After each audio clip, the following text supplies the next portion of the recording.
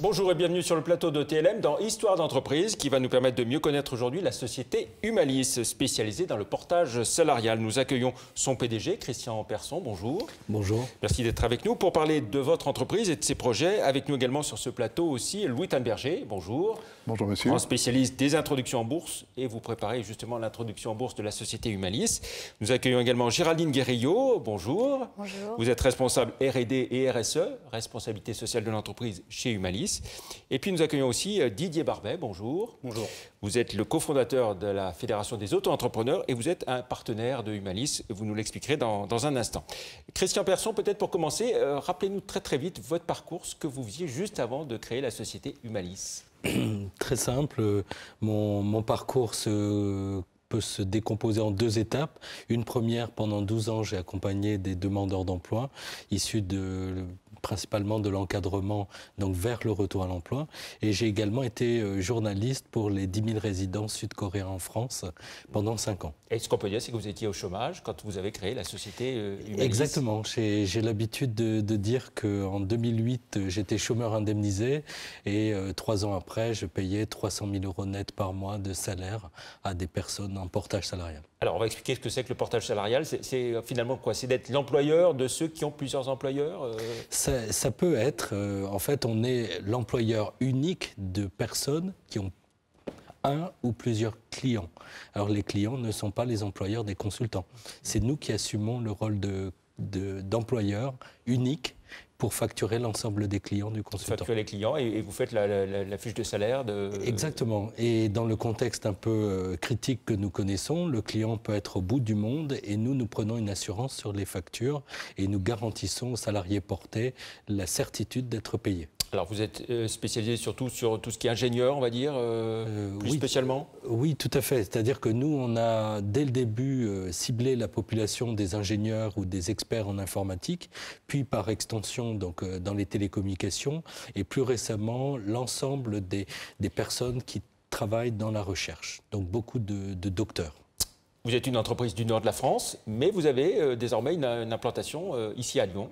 Voilà. Et vous êtes aussi donc une entreprise lyonnaise. Exactement, et de plus en plus d'ailleurs, puisqu'on a une grosse société qui se trouve à Lyon, au centre-ville.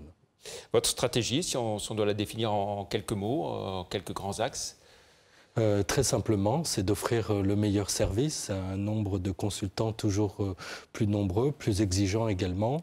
Et notre projet d'entrée en bourse dans les semaines qui viennent a aussi pour objectif de permettre l'attribution de bons de souscription ou d'options aux salariés portés, ce qui serait vraiment une première. Alors, ce qu'on va dire, c'est que le marché du portage salarial, il est en plein développement.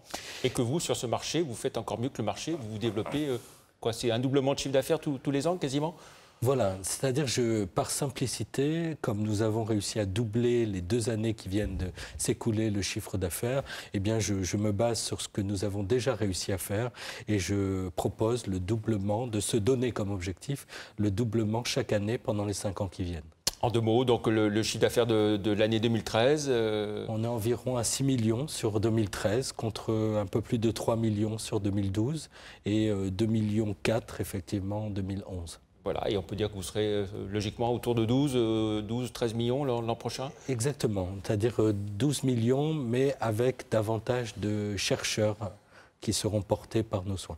Combien de personnes portées au total donc, Alors, chez Humalis? on est bientôt à 140, avec une croissance particulièrement forte depuis le début de cette année. Voilà. Pardon. Et vous dites que, malgré cette forte croissance, vous êtes la plus humaine des grandes entreprises de portage salarial? Je pense que ce n'est pas simplement un slogan, dans le sens où vous allez voir avec Dr Guérillo à l'instant, nous avons une démarche de labellisation au titre de la RSE.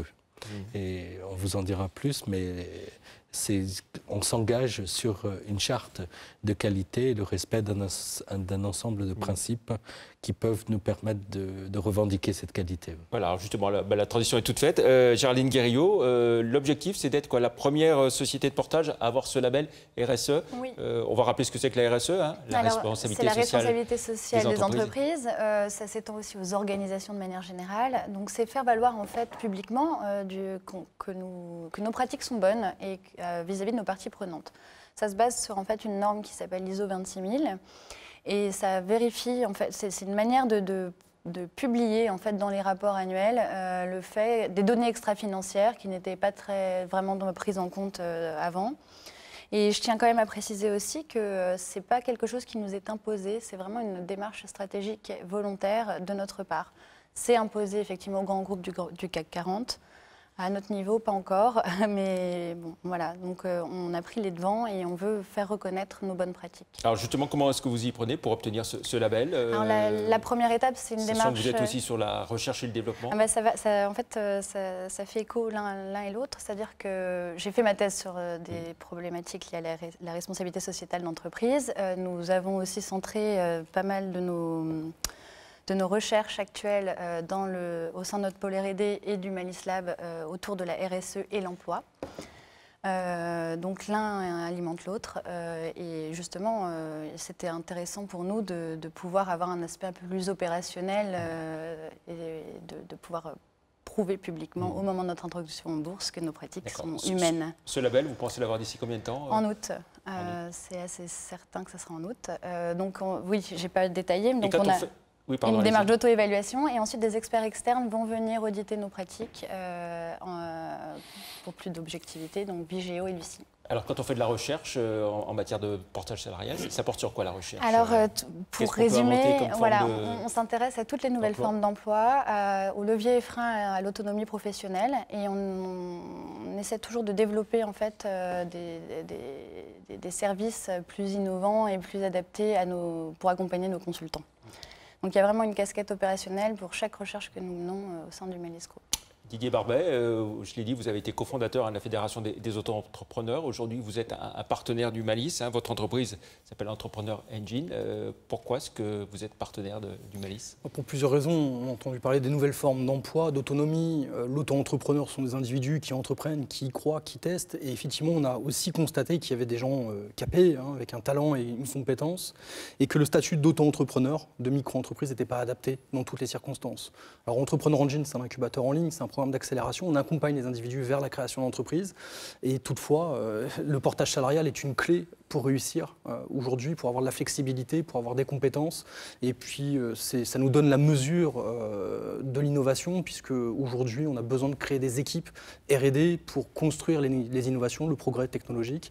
Et on a besoin d'une structure à taille humaine, comme l'a très bien cité Christian Persson, avec une envergure aussi, j'aurais tendance à dire presque internationale, puisque quand on rentre en bourse, on est vu et entendu par le plus grand nombre. Et on a une confiance totale dans le développement de l'entreprise, dans son PDG, dans son équipe de chercheurs. Et voilà pourquoi on s'est engagé à ses côtés pour travailler sur le portage salarial, proposer, promouvoir le portage salarial comme une alternative à la création d'entreprises et à la création d'emplois. L'idée, c'est d'apporter des idées aussi, de libérer les énergies pour qu'il y ait plus de création d'emplois? Alors, on s'est fixé un objectif ambitieux. Sur 6 ans, 50 000 créations d'entreprises, 200 000 créations d'emplois. Donc, il n'y aura pas que des CDI ou des temps partiels. Il y aura aussi, évidemment, du portage salarial pour nous. Et je pense que la promotion de ce statut est important pour le développement, en tout cas, de nos objectifs. Il n'y a pas d'innovation sans création d'emplois. Et c'est sur cet objectif-là qu'on s'est fixé. Louis Tanberger, vous qui avez introduit tant d'entreprises en bourse, qu'est-ce qui vous a séduit chez Humalis et qui vous a donné envie de l'introduire en bourse? Je voudrais dire que je fais la suite, puisque monsieur encourage les auto-entrepreneurs, et puis moi je les prendrai après pour une introduction en bourse. Ce qui m'a séduit, c'est le secteur d'activité. Je pense que c'est un phénomène de société, comme à l'époque le travail temporaire.